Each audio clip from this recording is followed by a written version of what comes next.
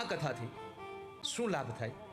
બહુ મોટો પ્રશ્ન છે વા, અને બધાનો પ્રશ્ન હોય કથાથી લાભ શું થાય?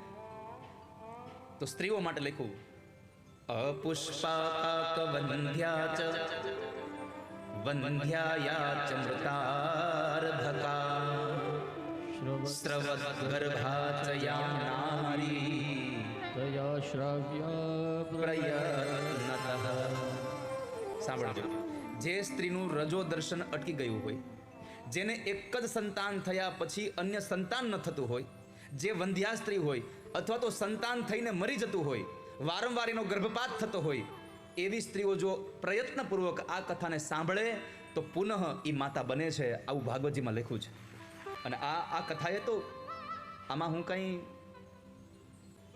આત્મશ્લાઘન નથી કરતો, મેં એવું લિસ્ટે નથી રાખ્યું, પણ કેટલી સ્ત્રીઓને આ એના દાંપત્ય જીવનમાં સંતાનનો યોગ ન થયો હોય ત્યારે ભાગવતજીને સ્પર્શ કરાવીને ફળ આપ્યા હોય છે. એવા કેટલાય લોકો છે કે જેના ઘરે 15-15, 17-17 વર્ષ પછી પણ પરમાત્માએ ફળ આપ્યા છે. અપુષ્પા કાક વંધ્યા ચ વંધ્યાયા ચ મૃતાર્ભતા સ્ત્રવત ગર્ભા ચયા નારી તયા શ્રાવ્ય પ્રયત્નતઃ. જે માણસ, જે સ્ત્રી ભગવાનની કથા ભાવથી સાંભળે છે એને ત્યાં પરમાત્મા સંતાન આપે છે. આવો મહિમા છે આ કથાનો,